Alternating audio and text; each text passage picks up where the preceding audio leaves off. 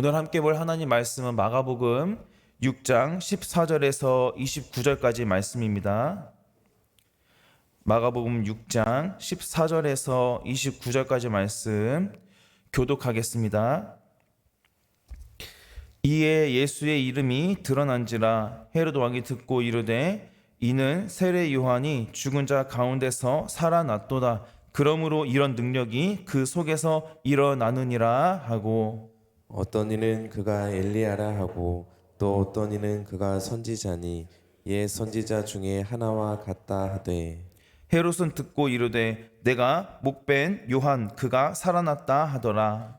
전에 헤롯이 자기가 동생 빌립의 아내 헤로디아에게 장가든 고로 이 여자를 위하여 사람을 보내어 요한을 잡아 옥에 가두었으니, 이는 요한이 헤롯에게 말하되 동생의 아내를 취한 것이 옳지 않다 하였음이라.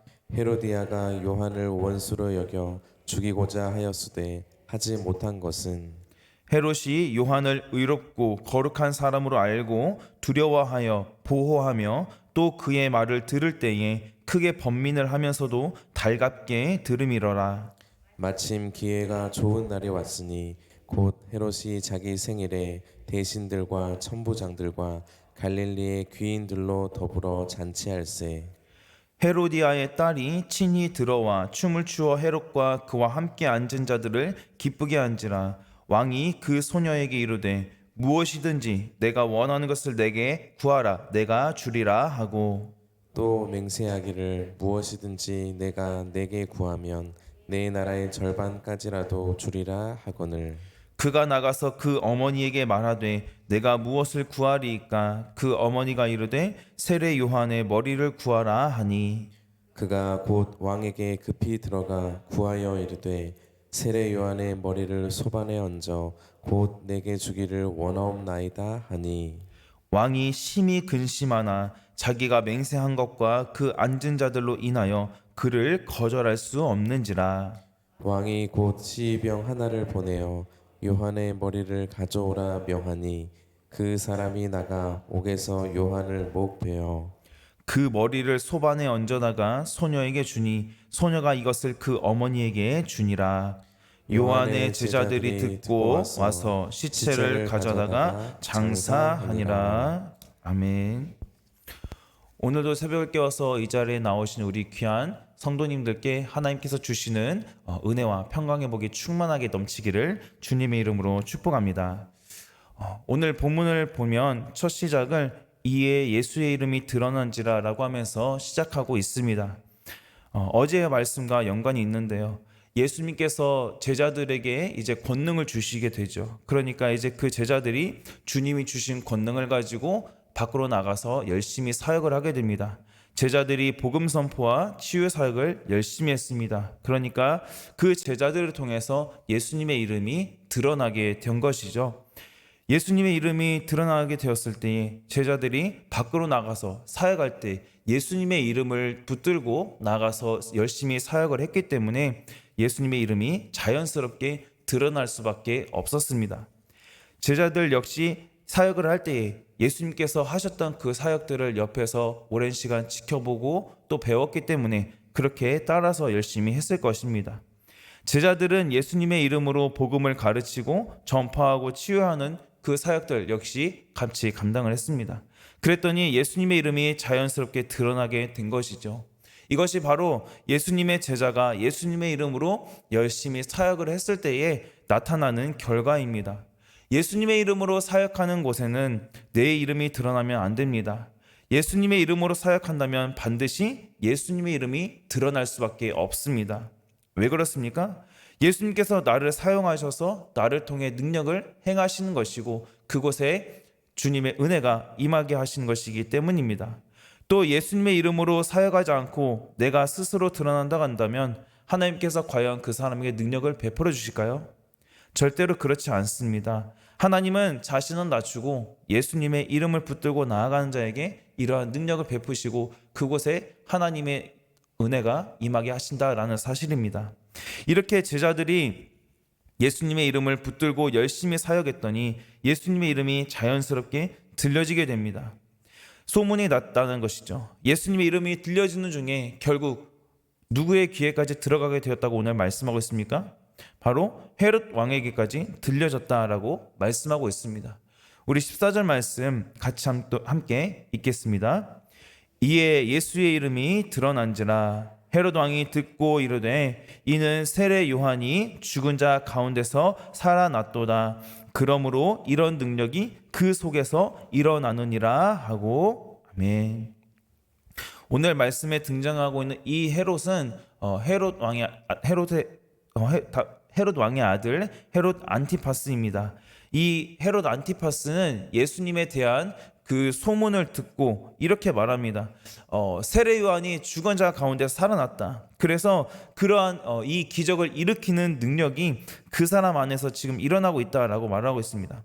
그러면서 어떤 사람은 그 예수님에 대한 소문을 듣고 엘리야라고 하고, 또 어떤 이는 선지자라고 한다.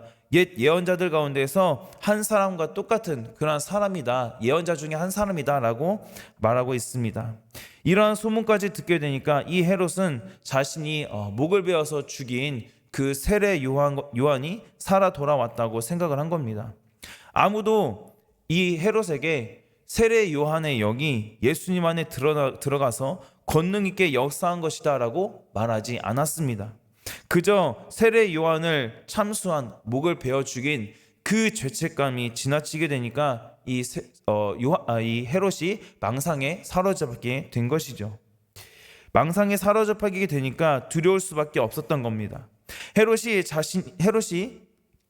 자신이 그 세례 요한을 죽이게 되었는데 죽인 이유가 있었습니다. 바로 이 헤롯에게 세례 요한이 바른 소리를 했기 때문입니다.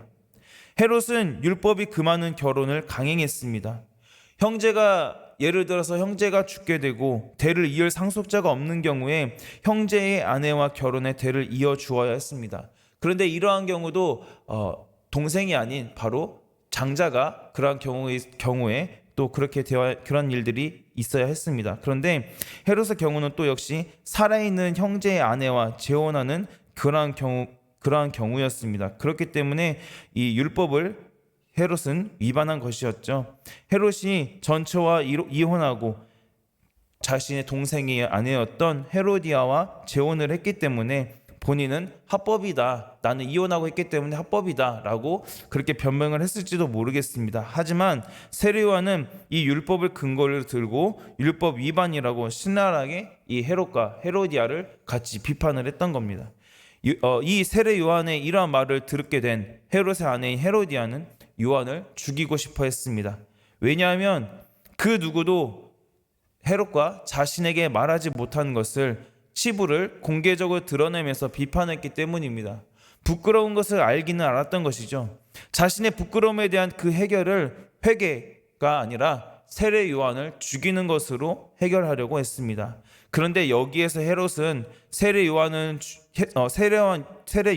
죽이는 것을 막고 대신에 감옥에 가두게 됩니다. 그 이유에 대해서 성경은 이렇게 말씀하는데요. 우리 20절 말씀 같이 함께 읽겠습니다. 헤롯이 요한을 의롭고 거룩한 사람으로 알고 두려워하여 보호하며 또 그의 말을 들을 때에 크게 번민을 하면서도 달갑게 들음이러라. 아멘. 헤롯이 요한을 의롭고 거룩한 사람으로 알고 두려워하면서 보호했다라고 말씀하고 있습니다. 그런데 헤롯이 요한을 죽이지 않고 보호한 이유는 자신의 정치적인 입지를 위해서였습니다. 자리를 보호하는 것과 아내인 헤로디아를 달래면서 할 수 있는 최선의 방법이 바로 감옥에 가두는 그러한 방법뿐이었던 것이죠. 사람 마음이 참 이상합니다. 자신이 분명히 잘못한 것을 알면서도 또 세례 요한이 말이 옳다는 것을 압니다. 그런데 결국에는 헤롯은 헤로디아를 위해서 또 자신의 입지를 위해서 요한을 감옥에 가두는 그러한 선택을 하게 됩니다. 그럼에도 세례 요한의 이 목숨을 어떻게 하지 못하는 그 헤롯의 모습을 보게 되면 세례 요한의 선한 영향력이 이때 당시에 얼마나 컸는지 우리는 알 수 있습니다. 헤롯이 이 요한의 말을 무시하지 못할 정도였던 것이죠. 그래서 헤롯이 요한의 말을 몹시 괴로워하게 들으면서도 달갑게 들었다라고 오늘 본문에서는 말씀하고 있습니다. 이렇게 정직하고 선한 성품에서 나오는 말은 영향력이 있다라는 겁니다. 말의 권위는 사람의 삶에서 나옵니다. 진실한 삶이 없이 말만 한다고 한다면 그 말은 그 누구도 아마 귀담아 듣지 않을 겁니다. 바른 삶에서 영향력 있는 이러한 바른 말이 나오게 된다는 거죠. 세상에서 선한 영향력을 끼치며 하나님의 나라를 세우는 사람은 바른 목소리를 낼 수밖에 없습니다. 왜 그렇습니까? 하나님 말씀에 반대되는 그러한 모습들을 그냥 두고 볼 수만은 없기 때문입니다. 반면에 하나님을 주인으로 모시지 않는 세상은 어떻게 합니까? 잘못한 것을 알고 있고 듣기는 하지만 결국 자신이 편한 대로 선택을 하게 되고 자기의 소견에 옳은 대로 자기가 하고 싶은 대로 하게 됩니다. 마치 헤로디아와 같은 모습인 것이죠. 헤롯은 잘못에 대한 생각과 괴로움은 있긴 합니다. 하지만 자신의 욕망과 체면이 강하다 보니까 이러지도 저러지도 못하는 모습인 것이죠. 헤로디아는 어떻습니까? 헤로디아의 모습을 보면 양심의 찔림을 무시하거나 이미 그 찔림조차 없어진 것 같습니다. 헤롯이 생일잔치 맞이한 것을 그 장면을 보게 되면 우리가 알 수 있습니다. 세례 요한을 감옥에 가두고 있었던 헤롯이 자신의 생일을 맞이했죠. 그래서 잔치를 하는 날에 죽이게 됩니다. 헤로디아의 딸이 헤롯과 그 자리에 함께 있었던 대신들 앞에서 춤을 추게 됩니다. 이때 이 헤로디아 딸이 추는 춤은 결혼 정년기에 성숙한 여인이 추는 굉장히 매혹적이고 유혹하는 그러한 춤이었습니다. 헤롯은 이러한 유혹하는 춤을 추고 있는 이 딸의 모습을 보고 자신이 그 딸이 요구하는 것, 심지어 지금 본인이 다스리고 있는 이 왕국의 절반까지도 주겠다라고 맹세를 합니다. 그러자 딸은 이제 급하게 자기의 어머니에게 가서 아버지가 이러한 말을 나에게 하였는데 내가 이 대답을 어떻게 하면 좋을지 어머니에게 묻습니다. 헤로디아는 이 딸의 물음에 그러면 세례 요한의 머리를 잘라서 소반에 담아달라고 그렇게 요구하라고 합니다. 상식적으로 봤을 때 이게 자기 딸에게 엄마로서 할 수 있는 말일까요? 자신의 욕심과 욕망을 위해서 그렇게 잔인한 말을 딸에게 하도록 합니다. 딸을 이용해서 자신의 치부를 드러내는 그 세례 요한을 제거하게 되면 마음이 편할 것이라 생각한 것이죠. 그렇게 헤로디아가 지시한 대로 딸은 헤롯에게 세례 요한의 머리를 요구하게 되었고 세례 요한은 그렇게 죽고 말았습니다. 헤롯은 자신에게 세례 요한의 머리를 요구하는 이 딸의 요청을 듣고 순간 자신은 실언했다라고 생각했을 것입니다. 왜 그렇습니까? 분명히 아까 앞서서 말씀드렸지만 자신의 정치적인 입지나 상황을 봤을 때에 지금 헤롯은 세례 요한의 목숨은 건들면 안 되는 상황이었습니다. 자칫 잘못하다간 폭동이 일어날 수도 있는 상황이었기 때문에 건드려서는 안 되었던 것이죠. 그만큼 세례 요한이 이때 당시에 미치고 있었던 영향력은 굉장한 것이었습니다. 하지만 자신이 딸에게 한 그 맹세 때문에 세례 요한은 딸의 요청을 들어줄 수밖에 없었습니다. 또 대신들의 얼굴도 있었던 것이죠. 자신의 체면과 위신 때문에 죄 없는 사람의 생명을 빼앗는 것은 매우 큰 잘못입니다. 헤로디아 역시 마찬가지죠. 그녀의 모습을 보면 자신이 잘못한 것도 모르고 부끄러운 줄 모릅니다. 오로지 자신의 앞길만 생각하면서 자신의 미래를 위해 지금 당장 자신의 마음을 위해서 잘못된 결정을 내렸습니다. 세상이 이렇습니다. 잘못된 것에 대해서 분명하고 확실하게 거절할 수 있어야 하는데 자신의 체면과 위신 때문에 그렇게 하지 못하는 경우가 상당히 많습니다. 어쩔 수 없다고 생각하고 힘이 약한 사람에게 일방적으로 네가 이해해라 라고 하거나 억울하게 당하도록 만드는 일이 상당히 많죠. 심지어 양육강식이라고 하면서 자신의 힘과 권력을 위해 약한 사람에게 일방적으로 불이익을 줄 때도 있습니다. 결국 세상 나라는 소수만 알고 자기들의 이익을 위해서 연약한 자, 심지어 이렇게 세례 요한 같은 의로운 자도 희생시킨다라는 겁니다. 세상의 관점으로 봤을 때의 이 세례 요한의 죽음은 너무나도 비참하고 허무한 죽음입니다. 하지만 하나님께서는 세례 요한의 죽음을 통하여서 영광 받으셨습니다. 왜 그렇습니까? 그에게 주어진 그 사명을 충실하게 감당하다가 그는 죽임을 당했기 때문입니다. 세례 요한이 감당한 사명이 무엇이었습니까? 바로 예수님이 오실 길을 예비하고 하나님의 나라를 선포하는 사명을 이 세례 요한은 감당했습니다. 어떻게 보면 세례 요한의 이 죽음이 비참하고 안타까워 보이는 건 사실입니다. 하지만 하나님께서 보시기에는 세례 요한의 죽음은 결코 비참한 죽음이 아니라는 거죠. 오늘날에도 마찬가지입니다. 우리도 하나님 말씀에 순종하는 것이 당연하다라고 말로만 해서는 안 됩니다.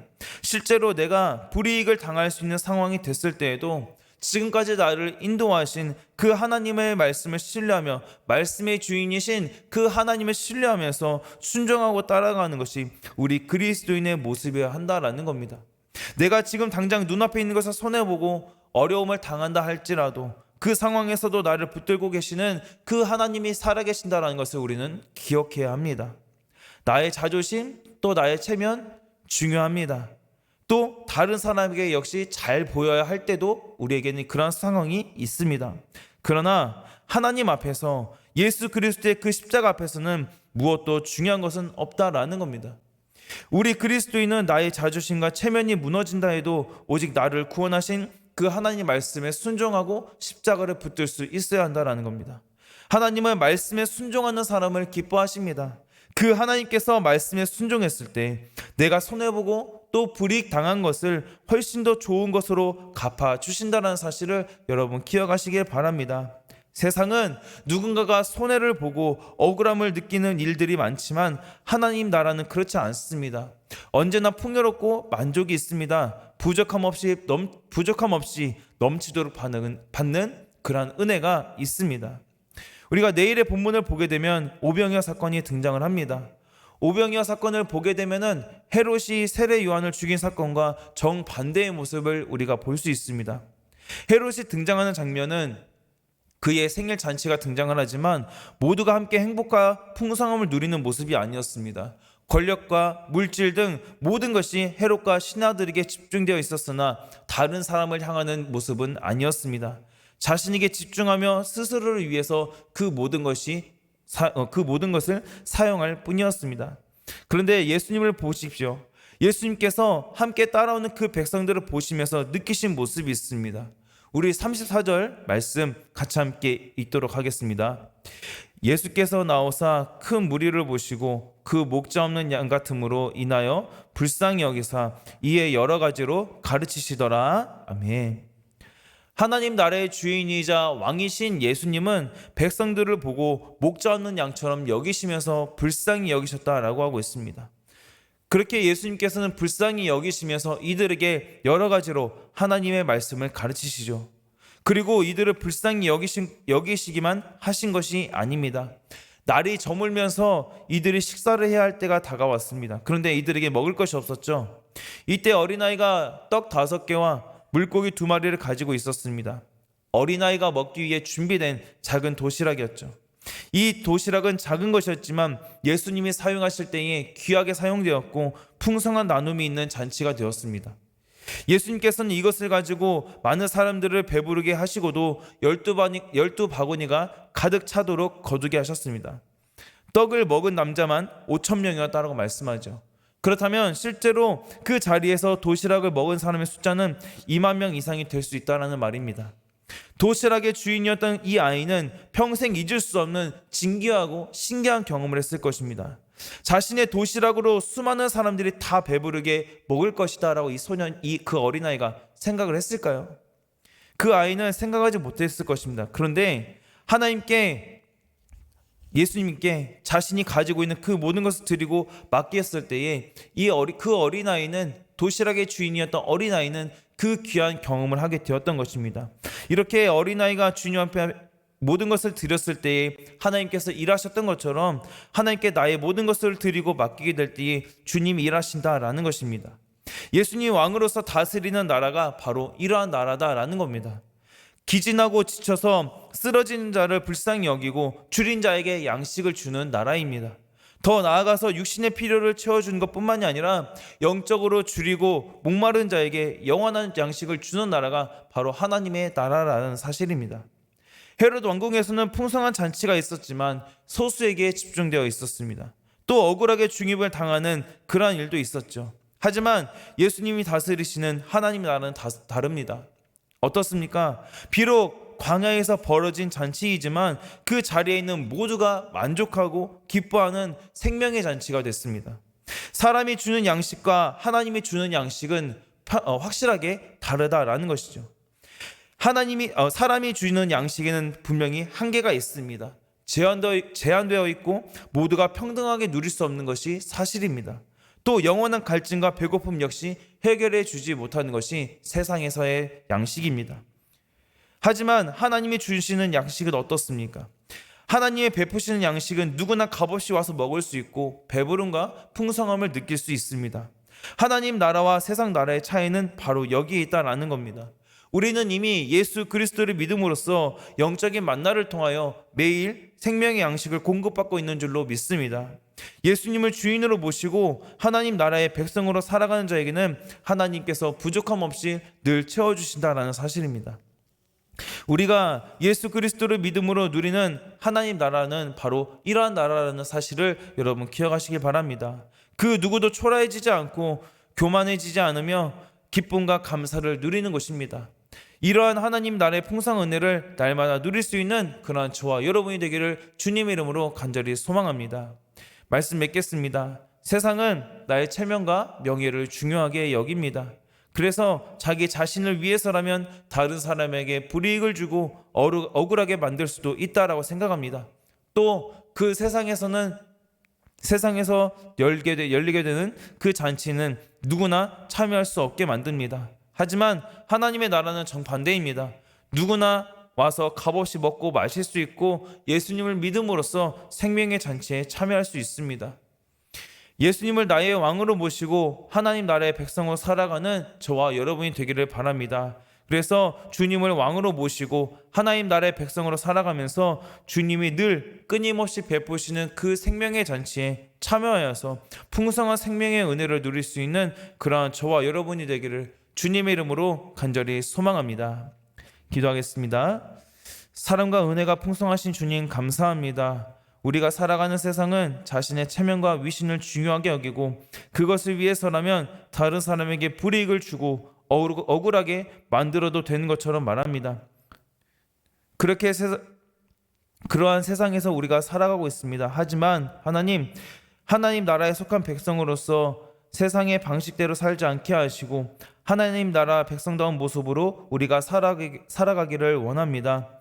예수님께서 광야에서 보여주신 이 오병이어 사건을 통하여서 하나님 나라의 모습을 보여주셨던 것처럼 우리 안에 만족과 풍성함 그리고 넘치도록 부어주시는 그 은혜를 충만하게 누리는 우리들의 삶이 될 수 있도록 주님께서 함께하여 주시옵소서. 그래서 세상의 기준이 아닌 하나님 말씀에 순종하며 하나님 나라의 기준으로 살아갈 수 있는 우리가 될 수 있도록 주님 함께하여 주시옵소서. 그래서 우리들의 살아가는 이 매일의 삶 속에서 늘 끊임없이 베풀어 주시는 주님께서 베푸시는 그 생명의 잔치에 날마다 참여함으로 하나님 앞에 영광 돌리는 삶을 살아갈 수 있도록 주님께서 함께하여 주시옵소서.